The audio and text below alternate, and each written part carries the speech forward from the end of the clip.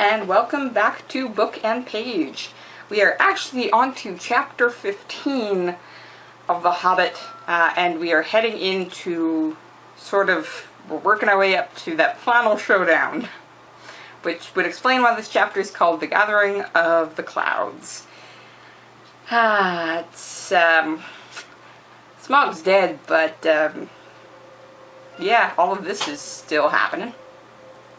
Okay, so let's do a quick summary and then we'll get into our talking points. So, we returned to the dwarves on Raven Hill. Last chapter, of course, we were with Lake Town. And the dwarves are waiting to see if anything's happening. And they notice a lot of birds are actually flocking. And the thrush shows up and tries to explain something, realizes it can't, flies off, and brings back Rook, a very old raven that speaks in the common tongue. So, Bilbo can understand it too, which is useful because Bilbo's the one telling the story. Kind of. Vaguely. Not really. I mean, there are bits and pieces that are probably told by somebody else. Okay, so, Rook tells them about the death of Smaug, the Wood Elf army that's marching, and how the men of Lake Town are angry at the dwarves and would like reparations for their losses, which are a lot. Thorin says, no one's gonna get my treasure unless it's over my dead body. And he does one big thing here, which is send the ravens to his cousin Dane. And it says, hey, I've got the mountain, Smaug's dead, I'm under siege, bring an army. And then the company picks up and moves back to the mountain. They have some time, so they actually reinforce the front gate, which is they've verified is the only way in and out, and are ready and waiting when some men and elves arrive to scare everything out. And surprise, surprise, hey men and elves, the dwarves are still alive. So Bard shows up, and Rock has told Thorin that Bard would be the person to speak with about all this. So Bard shows up and entreats the dwarves to make peace and help the men of Lake Town. The demands are that Bard gets 12% of the treasure. 12%? 1/12. It's not 12%, it's 1/12 of the treasure. 1/12 of the treasure. That goes to Bard as the Dragon Slayer, not to the men of Lake Town. Bard says he'll help pay for Lake Town out of his 12, but if Thorin's a good person, he will also pay additionally to Lake Town for, waking the dragon.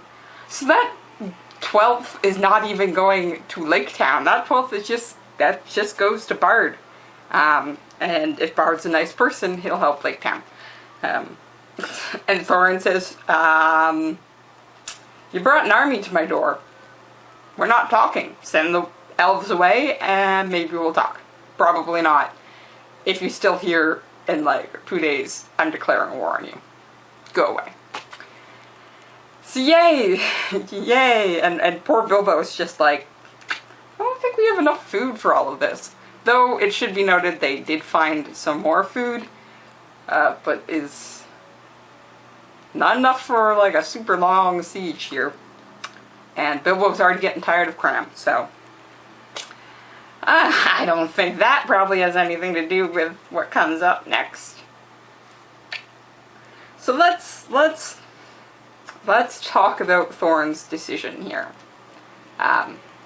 Because that's sort of the big thing that this chapter encompasses, is Thorin's decision to say no to everybody. So,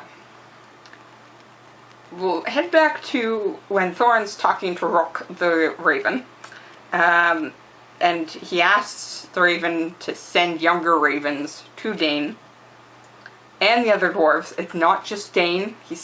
He aims for Dane first because Dane is closest. But there are points where he's just like, yeah, I have a lot of family members, so give him time, they're gonna show up with armies. So if they have a lot of time, and could survive a siege for a long time. Very quickly, the dwarves could outnumber the men and elves. But he says, head to Dane first. Dane's closest, he can get here soon. Rolk actually says that he will not say whether this decision is good or bad. He does not know if this decision is good or bad. Well, it does not know is the question. There's really two ways to translate that. Does Rolk just... is he not aware whether or not this is going to have positive consequences or negative consequences? Or is he withholding his counsel here? And he's not willing to tell Thorin whether or not this is a good or bad move. It's probably the first. He's probably not aware how all of this is going to play out. Because in the next chapter, Rock is willing to tell Thorin if he believes that Thorin's making a bad decision. He is willing to tell him that. So he'd probably be willing to tell him now if he was aware. But calling Dane and his army could be good or it could be bad. And it's just a question of which one is going to be the outcome. But part of that involves Thorin's thinking here, so we got to sort of dig into that as well.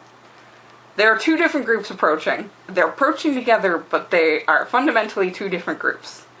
There are the men of Lake Town, whose town has been destroyed by a dragon that Bilbo and the dwarves woke up.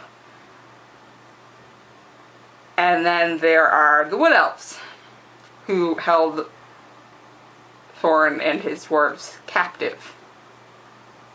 For no real good reason. And it should be noted, of course, one of those groups is more threatening than the other. Probably, you know, the armed army of the Wood Elves, who have a vast number of supplies, versus the men of Lake Town, who probably aren't super armed right now because, I don't know, their town was destroyed. They don't have as many people. They're battling now sickness and the elements because they don't have supplies because their town was destroyed. But what we're seeing issue-wise here is Thorin is not able to separate the two groups.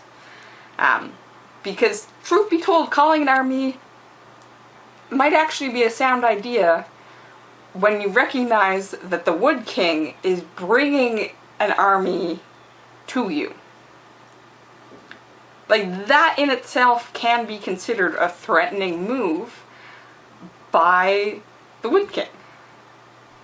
Because if the Wood King honestly believes that Smaug and the dwarves are dead, why does he need armed men to go into the mountain and collect the treasure? No, he recognizes he's going to fight for it, and is thus willing to fight for it. So, the Wood King has actually made the first threatening move here. He started moving that army when he knew Smaug was dead, but before he realized that Lake Town was suffering. So he diverted to Lake Town, but he didn't bring an armed army because Lake Town was in need of help. And they might need to fight the dwarves for treasure to help Lake Town. No, like, the Wood King is bringing an army for his own wants and needs to the mountain with a willingness to fight for the gold there. So, in that way I can understand Thorin going, you're not here to talk. You're here to kill us all and take what you want. I don't trust you. You've already proven to me that you can't be trusted. You might have proven something else to the men of Lake Town, but you've proven to me that you're not willing to talk about things, so why should I talk with you? You just throw us in jail. My people were starving, and you threw us in jail. So, no. Because really, Thorin's calling of Dane and his army could be seen as a response to the Wood King bringing his own army.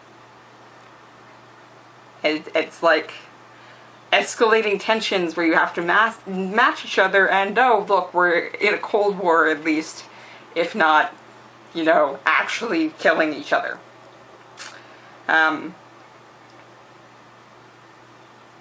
And that's why, like, when the men and elves accuse Thorin of blocking himself in like a thief in his den, the answer to that is no.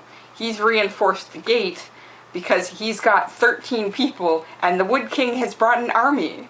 And the Wood King has already proven to be biased against the dwarves. As far as Thorin is thinking, he's protecting his people and their possessions. He is now a king, and he needs to protect his people. And there's only 14 of them altogether, so yeah, he's gonna reinforce the doorway. You've brought an army, you're not here to talk, you're here to kill us. And like I said before, the issue is you can't separate the two groups and understand the legitimate anger and desperation of the men of Lake Town. Because the men of Lake Town have suffered great losses, and Thorin refuses to see how he can be held accountable for some of those. And even if he can't be held fully accountable, because yes, that is a gray area, it's not like he meant to sick the dragon on Lake Town. It's not like he ordered the dragon to go kill Lake Town, and there wasn't anything necessarily he could have done once the dragon was awake to prevent it from going to Lake Town. So there is something of a gray area whether or not you can say the company is held accountable for Smaug attacking Lake Town. And Bilbo's in there too, because Bilbo gave him enough hints that he was like, Lake Town! And also the ponies helped. Really? So that's a gray area. But an understanding person with far too much gold that they could never use should be willing to show mercy and kindness to people who have lost and suffered a great calamity. They've lost their town. People are dead. People are dying. There should be a willingness to work together here.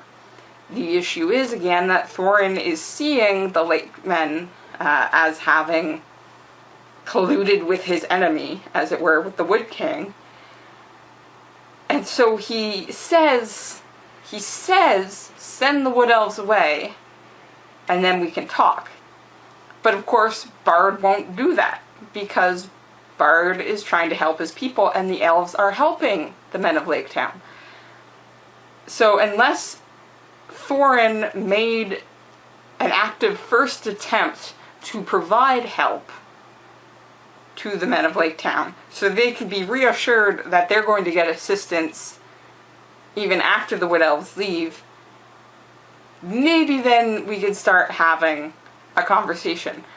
But Thorin's not going to make that first attempt. In fact, in all likelihood, due to the gold sickness, he's not going to be making any attempt at all. From the beginning of the chapter, we know that Thorin has already said no. Rock told him, speak to Bard. Bard will be reasonable if you're willing to make some sacrifices to help these people. And Thorin said no. He outright refuses. He says the treasure in the mountain is his and his people's, and he's not sharing with anybody else. So Bard is actually making the correct assumption here. He's not going to send the Wood Elves away because he's not going to help for his people any other way. He has the idea that Thorin is gonna backpedal, because he already has. And in fact, most of the dwarves agree with Thorin on here. They think that bloodshed is the only answer here. They're too stubborn to say, maybe we should help them out. Even if it is not our fault, maybe we should help them out. It's really only Fili and Kili who are the younger ones, who like music, and oddly enough, Bomber, who's friendly and fond of food, see Thorin's choices here as being too harsh. Not that they're necessarily going to say anything, but that's how they feel. And it's interesting, because Philly and Killy likely grew up in a situation where it required community. You had to have families working together to survive and thrive. And in fact, feasting and meals are considered best when you have somebody to share them with. That's another communal opportunity. So we can start seeing where Bomber would have his opinion here. He likes company and good food. But they're not actively doing anything to try and convince Thorin about any of this. Maybe because they're scared. Maybe because Thorin's unhinged enough that you're going to be his own enemy. And I think for sure we're going to start seeing that coming up in the near future. But that becomes an issue. We can't separate Lake Town from the Wood Elves without assisting Lake Town. Thorin's not going to do that, and none of the dwarves are going to try and convince him to help. So instead, we're all holding grudges against each other. Like the dwarves are holding grudges against the Wood Elves for their imprisonment, and falling into gold lust so that they can't separate anything in their own heads. So it shouldn't be surprising that the men of Lake Town are then going to do that. They're going to hold a grudge against the dwarves, and then fall into gold lust, because, just to point out, 1/12 of the treasure is a far bigger amount than any of the dwarves in the company are supposed to get. The dwarves in the company are only expecting 1/14. And that 2% difference, 2%, oh god, I really wish I would stop saying that, because it's not percentage-wise, and somebody is going to prove me wrong on the math. Yeah, but that extra portion of the treasure makes a significant difference. But that's what they're demanding, and like I said, that's not to Lake Town, that's to Bard, who will then be nice enough to probably share some of it, but Thorin should also give more. So, no one's really talking here, everyone just wants treasure, and they're willing to kill each other over it. Yay. Yay. No yay. No yay. Guys, help each other out. Be good to each other. Don't kill people. And keep reading, because I'm going to head off and do some reading as well. See you next time.